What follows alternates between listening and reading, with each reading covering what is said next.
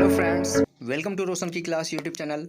आप सभी का आज की इस पाठ्य योजना की वीडियो में एक बार फिर से बहुत बहुत स्वागत है दोस्तों आज की इस वीडियो में हम देखेंगे सामाजिक अध्ययन की पाठ्य योजना, जिसका क्लास होगा, कक्षा है हमारी छठवीं। ठीक है, तो छठवीं कक्षा के लिए अगर आप लोगों को सामाजिक अध्ययन की पाठ्य योजना बनानी है तो आज का आप पूरा लेसन प्लान देखिएगा। आप लोगों को यहाँ पे मैं डिटेल में लेसन प्लान दिखाऊंगा, जिसमें आपको 3 शिक्षण बिंदु मिलेगा। ठीक है, तो यहाँ पे पूरी वीडियो देखिएगा और अगर वीडियो पसंद आती है तो प्लीज़ लाइक कर दीजिएगा वीडियो को। अगर रेगुलर बेसिस पे अगर आप लोगों को किसी भी विषय का पाठ्य योजना चाहिए या फिर किसी भी विषय का किसी भी क्लास का पाठ्य योजना चाहिए, उसके अलावा सूक्ष्म शिक्षण पाठ्य योजना चाहिए, तो आप लोग रोशन की क्लास यूट्यूब चैनल को सब्सक्राइब कर सकते हैं। नीचे लाल कलर का सब्सक्राइब बटन, उस पर क्लिक करके जैसे ही सब्सक्राइब करेंगे बेल आइकन आएगा और घंटी का निशान आएगा, उसको दबा के ऑल नोटिफिकेशन ऑन कर लीजिएगा। तो चलिए शुरू करते हैं आज की वीडियो। यहाँ पे देखिए सबसे ऊपर लिखा गया है क्या, पाठ्य योजना संख्या।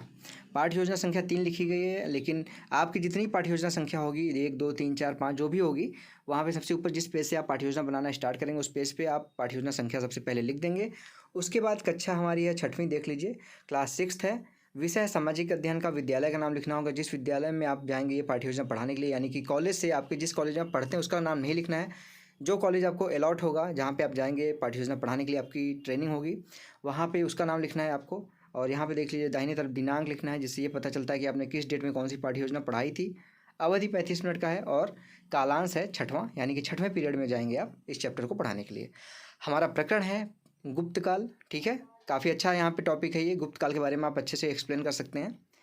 अब इसके बाद देख लीजिए अगली हेडिंग हमारी होती है सामान्य उद्देश्य। सामान्य उद्देश्य आपको यहाँ पे लिखने को मिलेगा पूर्ववत, यानी कि पहले जो आप सामान्य उद्देश्य लिखे होंगे वही यहाँ पे आप लिख सकते हैं। जैसे इसके पहले अगर आप लोग कभी भी सामाजिक अध्ययन की पाठ्य योजना बनाए होंगे तो वहाँ पे जो सामान्य उद्देश्य होता है, सामान्य उद्देश्य का मतलब यही होता है कि जो आपका विषय है या फिर उप विषय है, उसको पढ़ाने से बच्चों में किन किन चीज़ों का विकास होगा। तो विषय का जो होगा, सामाजिक अध्ययन का जो विषय है, इसके पहले आप जो भी आप सामान्य उद्देश्य बनाए होंगे वो सभी में सामान्य उद्देश्य सेम रहेगा जब तक विषय चेंज नहीं होगा। ठीक, तो इसके पहले अगर आप सामाजिक अध्ययन की पाठ्य योजना बनाए हैं तो उस लिख सकते हैं आप पूर्ववत। अगर आपको नहीं पता है सामान्य उद्देश्य में क्या लिखना है, तो इसके अलावा आप कोई भी पाठ्य योजना आप देख लीजिएगा, मेरा सामाजिक अध्ययन का आपको 5 पॉइंट देखने को मिल जाएगा। इसके बाद हमारा अगला हेडिंग है यहाँ पे विशिष्ट उद्देश्य। विशिष्ट उद्देश्य में देख लीजिए, यहाँ पे सबसे पहले आपको हेडिंग लिखना है विशिष्ट उद्देश्य। और यहाँ पे अगर आपके कॉलेज वाले इस तरह से स्ट्रक्चर बनाने के लिए बोलें कि शिक्षण बिंदु भी यहाँ पे लिखना है आपको, तो शिक्षण बिंदु भी आप लिख दीजिएगा। 3 शिक्षण बिंदु यहाँ पे देख लीजिए लिखा गया है। गुप्तकाल का परिचय, गुप्तकाल में साहित्यिक प्रगति, तीसरा है गुप्तकाल में वैज्ञानिक प्रगति। इसी को आधार पर रख के, शिक्षण बिंदु को आधार पर रख के अपना विशिष्ट उद्देश्य बनाना होता है। विशिष्ट उद्देश्य में टोटल यहाँ पे 6 हेडिंग होती है। पहला है ज्ञानात्मक, छात्रों को गुप्तकाल के विषय में ज्ञान प्राप्त करने योग्य बनाना। दूसरा है अवबोधात्मक, छात्रों को गुप्तकाल की व्याख्या करने योग्य बनाना।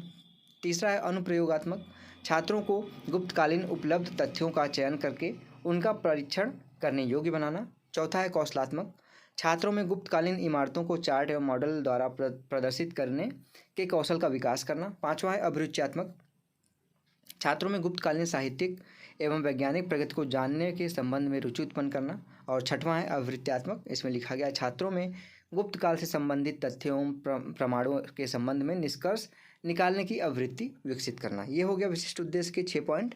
अब इसके आगे हमारा अगला हेडिंग यहाँ पे देखिए है सहायक सामग्री। सहायक सामग्री में आपको लिखना है, देख लीजिए यहाँ पे लिखा गया है विषय को प्रदर्शित करता हुआ चार्ट, यानी कि गुप्तकाल को प्रदर्शित करते हुआ आपको चार्ट ले जाना है। उसके बाद समस्त कक्षोपयोगी सामग्री, जिसके अंतर्गत आता है चौक, डस्टर, संकेतक, लपेट श्यामपट्ट आदि। उसके बाद लिखना है आपको पूर्व ज्ञान। पूर्व ज्ञान में लिखना है छात्र प्राचीन शासन कालों के विषय में सामान्य जानकारी रखते हैं। नेक्स्ट आपका है हेडिंग प्रस्तावना प्रश्न। प्रस्तावना प्रश्न देख लीजिए, यहाँ पे 2 कॉलम बनाया गया। आपके कॉलेज में अगर कहें 3 कॉलम बनाने के लिए तो आप 3 कॉलम का स्ट्रक्चर भी बना सकते हैं। क्रम संख्या, छात्राध्यापक क्रिया और छात्र क्रिया। लड़की हैं तो छात्राध्यापक क्रिया की जगह छात्राध्यापिका क्रिया हो जाएगा बस। तो यहाँ पे देख लीजिए पहला प्रश्न पूछा गया भारत की राजधानी कौन सी है, तो बच्चे बता देंगे भारत की राजधानी दिल्ली है। दूसरा प्रश्न है दिल्ली में कौन कौन सी प्रसिद्ध इमारतें हैं, तो दूसरा प्रश्न का आंसर बच्चे देंगे दिल्ली की कुछ इमारतों के बारे में बता देंगे, जैसे लाल किला हो गया, जामा मस्जिद हो गया, कुतुब मीनार हो गया, ये सब बता देंगे बच्चे। तीसरा क्वेश्चन है कुतुब मीनार के प्रांगण में कौन सा स्तंभ है, तो यहाँ पे बच्चे बता देंगे कुतुब मीनार के प्रांगण में मेहरौली का स्तंभ स्थित है। और चौथा क्वेश्चन फिर यहाँ पे मेहरौली का स्तंभ किस शासन काल से संबंधित है, ये प्रश्न समस्यात्मक हो जाएगा उनके लिए, तो छात्र क्रिया वाले कॉलम में लिख दीजिए छात्र अनुत्तरित। ठीक, उसके बाद आपको अपना उद्देश्य कथन बोलना है। यहाँ पे छात्रों आज हम गुप्तकाल के विषय में अध्ययन करेंगे और अपना प्रस्तुतिकरण यहाँ पे आप स्टार्ट कर सकते हैं। प्रस्तुतिकरण देख लीजिए इस तरीके से आपको बनाना है। टोटल यहाँ पे 6 कॉलम देखने को मिलेगा। यहाँ पे सहायक सामग्री लिखने की ज़रूरत नहीं है। जो ये वाला कॉलम यहाँ पे दिख रहा होगा आपको, यहाँ पे ये कॉलम दिख रहा है, इसको बनाने की ज़रूरत नहीं है। अगर आपके कॉलेज वाले कहते हैं बनाने के लिए तब तो ठीक है, अगर नहीं कहते हैं तो आप इसको कॉलम को बनाने की कोई ज़रूरत नहीं है। ठीक, तो टोटल यहाँ पे आप देखने दिख रहा है आपको 6 कॉलम बना हुआ है। पहला है शिक्षण बिंदु, थोड़ा जूम कर देता हूँ जिससे आपको देखने में आसानी हो। शिक्षण बिंदु, दूसरा छात्राध्यापक क्रिया, लड़की है तो छात्राध्यापिका क्रिया हो जाएगा। तीसरा छात्र क्रिया, चौथा प्रविधि या फिर विधि, सहायक सामग्री और लास्ट में श्यामपट्ट कार्य। इसमें देख लीजिए लिखा गया पहला गुप्त शिक्षण बिंदु में गुप्त काल का परिचय। विकासात्मक प्रश्न पूछेंगे बच्चों से। पहला प्रश्न है किस काल को स्वर्ण युग कहा जाता है, तो बच्चे बता देंगे गुप्त काल को स्वर्ण युग कहा जाता है। सामान्य क्वेश्चन है ये, सरल उनके पूर्व ज्ञान के ऊपर आधारित है। दूसरा प्रश्न फिर बनेगा यहाँ पे गुप्त काल का प्रथम राजा कौन थे, तो छात्र अनुत्तरित हो जाएंगे, समस्यात्मक प्रश्न हो जाएगा। प्रश्नोत्तर विधि थी तो प्रश्नोत्तर विधि लिख दीजिए। अब व्याख्या दीजिए। गुप्त काल को स्वर्ण युग कहा जाता है। गुप्त सम्राटों ने विशाल साम्राज्य स्थापित किया। इस काल के में साहित्य, कला, धर्म व संस्कृति का उल्लेखनीय विकास हुआ। गुप्त काल में देश धन धान्य से पूर्ण था। श्रीगुप्त इस वंश का पहला राजा था। उसके बाद घटोत्कच राजा बना। चंद्रगुप्त इस वंश का पहला प्रसिद्ध राजा था जिसने महाराजाधिराज की उपाधि धारण की तथा एक नया संवत विक्रम संवत चलाया। छात्र वाले कॉलम में लिखिए, छात्र ध्यानपूर्वक सुनेंगे। व्याख्या विधि थी तो व्याख्या विधि लिख दीजिए यहाँ पे। इसके बाद यहाँ पे आगे देखिए, इसके बारे में फिर से बताया गया है। चंद्रगुप्त के बाद उसका बेटा समुद्रगुप्त इस वंश का दूसरा महान सम्राट बना। समुद्रगुप्त के बाद उसका बेटा चंद्रगुप्त द्वितीय राजगद्दी पर बैठा जिसने विक्रमादित्य की उपाधि धारण की। चंद्रगुप्त विक्रमादित्य के बाद क्रमशः कुमारगुप्त व स्कंदगुप्त गद्दी पर बैठे। इसके पश्चात हूणों के लगातार आक्रमण के बाद 6ठी शताब्दी में गुप्त वंश का अंत हो गया। ठीक, गुप्त काल का अंत हो गया। यहाँ पे फिर उसके बाद है बुधगुप्त इस वंश का अंतिम शासक था। और यहाँ पे बोध प्रश्न फिर है आपका। पहला बोध प्रश्न है गुप्त काल में किसका उल्लेखनीय विकास हुआ, तो बच्चे बता देंगे गुप्त काल में साहित्य, कला, धर्म व संस्कृति का उल्लेखनीय विकास हुआ। ये प्रश्नोत्तर विधि थी, प्रश्नोत्तर विधि लिख दीजिए यहाँ पे। दूसरा प्रश्न है गुप्त वंश के किस शासक ने महाराजाधिराज की उपाधि धारण की, तो बच्चे बता देंगे गुप्त काल चंद्रगुप्त ने महाराजाधिराज की उपाधि धारण की। तीसरा प्रश्न है चंद्रगुप्त प्रथम के बाद गुप्त वंश का शासक कौन बना, तो चंद्रगुप्त प्रथम के बाद उसका पुत्र समुद्रगुप्त गुप्त वंश का शासक बना। चौथा क्वेश्चन है यहाँ पे गुप्त वंश का अंतिम शासक कौन था, तो बच्चे बता देंगे गुप्त वंश का अंतिम शासक बुधगुप्त था। श्यामपट्ट पे देख लीजिए, यहाँ पे सारी चीज़ें बनाई गई हैं। सबसे पहले गुप्त शासन काल के बारे में यहाँ बताया गया महत्वपूर्ण बिंदु। गुप्त काल स्वर्ण काल कहा जाता था। गुप्तकालीन शासक श्रीगुप्त प्रथम शासक था। घटोत्कच उसके बाद हुआ, फिर चंद्रगुप्त प्रथम आया, समुद्रगुप्त आए, चंद्रगुप्त द्वितीय जिसको विक्रमादित्य की उपाधि दी गई, कुमारगुप्त प्रथम, स्कंदगुप्त और लास्ट में अंतिम में बुधगुप्त। अच्छे क्वेश्चन है यहाँ पे। फिर दूसरा यहाँ पे पॉइंट है शिक्षण बिंदु में गुप्त काल में साहित्यिक प्रगति। विकासात्मक प्रश्न फिर से पूछा जाएगा यहाँ पे। गुप्त वंश के किस शासक ने विक्रम संवत चलाया, तो बच्चे बता देंगे चंद्रगुप्त प्रथम ने विक्रम संवत चलाया। प्रश्नोत्तर विधि तो प्रश्नोत्तर विधि लिख दीजिए यहाँ पे। इसके बाद छात्राध्यापक क्रिया में देख लीजिए लिखा गया, फिर से दूसरा प्रश्न पूछा गया है गुप्त काल में लिखी गई साहित्यिक कृतियाँ कौन सी हैं। समस्यात्मक प्रश्न था तो समस्यात्मक प्रश्न के सामने लिखना है आपको छात्र निरुत्तर। फिर उसके बाद व्याख्या की जाएगी यहाँ पे। गुप्त काल में साहित्य के क्षेत्र में अत्यधिक प्रगति हुई। चंद्रगुप्त द्वितीय विक्रमादित्य के दरबार में नवरत्न थे। इन नवरत्नों में कालिदास भी एक थे। कालिदास की प्रमुख रचनाएं अभिज्ञान, शाकुंतलम, रघुवंशम, कुमार संभवम है। इसी काल में शूद्रक ने मृच्छकटिक व विशाख दत्त के ने मुद्रा राक्षस नामक प्रसिद्ध नाटक लिखे। इस काल में पुराणों पर आधारित पंचतंत्र की रचना हुई जिसे विष्णु शर्मा द्वारा लिखा गया। रामायण व महाभारत को भी अंतिम रूप इसी समय दिया गया। छात्र वाले कॉलम में लिखना, छात्र ध्यानपूर्वक सुनेंगे। व्याख्या विधि था तो विधि वाले कॉलम में लिख दीजिए व्याख्या विधि। फिर से बहुत प्रश्न पूछेंगे आप यहाँ पे। पहला प्रश्न है चंद्रगुप्त द्वितीय विक्रमादित्य के नवरत्नों में प्रसिद्ध कवि कौन थे, तो बच्चे बता देंगे चंद्रगुप्त द्वितीय विक्रमादित्य के नवरत्नों में से एक प्रसिद्ध कवि कालिदास थे। दूसरा प्रश्न है कालिदास की किन्हीं दो रचनाओं के नाम बताइए, तो बच्चे बता देंगे कालिदास की दो रचनाएं रघुवंशम और कुमार संभवम। तीसरा यहाँ पे प्रश्न है मृच्छकटिक के लेखक कौन थे, मृच्छकटिक के लेखक शूद्रक हैं। प्रश्नोत्तर विधि था तो प्रश्नोत्तर लिख दीजिए यहाँ पे। श्यामपट्ट पे सारी चीज़ें यहाँ पे महत्वपूर्ण बिंदु लिख दीजिए। गुप्त काल में साहित्य के क्षेत्र में अत्यधिक प्रगति हुई। साहित्यिक प्रगति, लेखक थे कालिदास, अभिज्ञान, शाकुंतलम, रघुवंशम, कुमार संभवम, शूद्रक मृच कटिक, विशाख दत्त, मुद्रा राक्षस और विष्णु शर्मा पंचतंत्र। इन्हीं के काल में ये सारी चीज़ें लिखी गई थी, इनकी रचना की गई थी।